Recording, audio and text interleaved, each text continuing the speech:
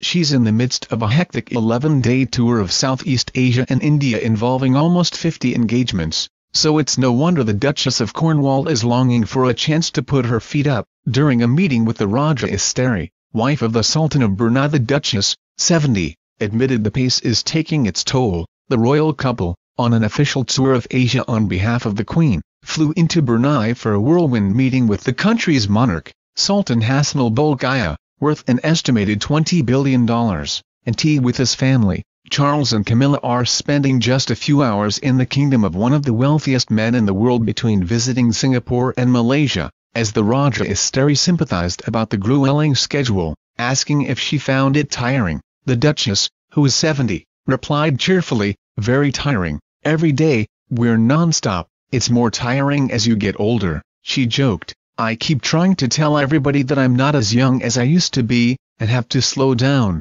The royal couple, on an official tour of Asia on behalf of the Queen, flew into Brunei for a whirlwind meeting with the country's monarch, Sultan Hassan al-Bolkiah, worth an estimated $20 billion, and tea with his family. Charles and Camilla, who are traveling in the government's official Voyager jet, were met at the international airport after flying in from Singapore by British High Commissioner Richard Lindsay. The princess sweltered in a lounge suit while the Duchess looked cool in the 84 feet in a loose Anna Valentine tunic and trousers. Mr. Lindsay introduced them to the Sultan's heir, Crown Prince Al-Muad'Dib Billah, and his wife, the beautiful Princess Sarah, who was a 17-year-old student when she married her husband, then 30, in 2004. She is pregnant with their fourth child. The royal party walked along a red carpet, through a Bruneian guard of honor, as they were introduced to dignitaries and military officials. The prince and his wife were then whisked by convoy to the Sultan's official residence, the Istana Nur al-Iman,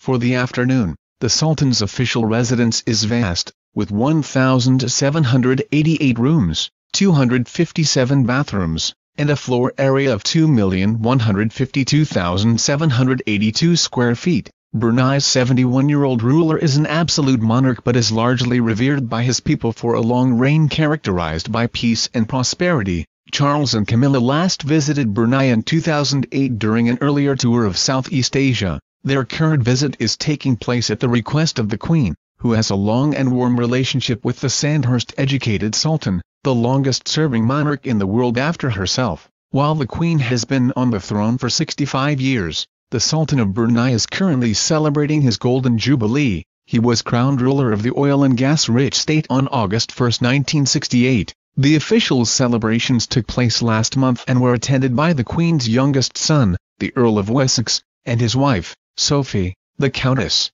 The festivities saw the Sultan carried through the streets of the capital on a golden throne. Charles and Camilla were later festooned with garlands when they visited a Gurkha battalion based in the Brunei. They were welcomed by the renowned Nepalese servicemen with the traditional greeting as they made a brief stop to the Commonwealth country during their Southeast Asia tour, and when the heir to the throne, Colonel-in-Chief of the Royal Gurkha Rifles for 40 years, had a chance to chat to the famous fighting force at a reception, his questions had a parental tone. "Are you able to find the things you need?"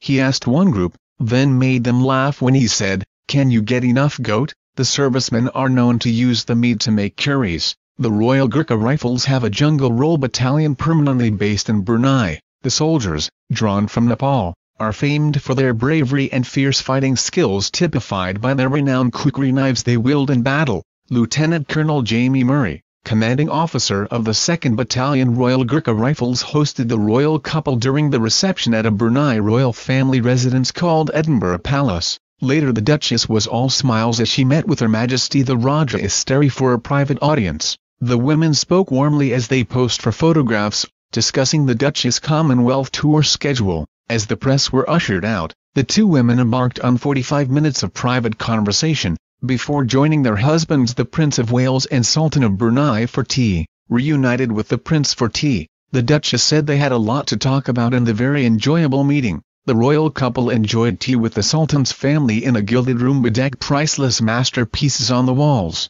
Around 60 people feasted on lobster dumpling, glutinous rice with beef flass, crispy egg wrap and bean curd. Other offerings on the menu were chicken kolo mee, steamed grained rice in palm sugar, pancake roll with coconut filling, fried sesame ball with red bean paste, For dessert there was layered Malay cake and banana in sweet coconut cream with tea and coffee.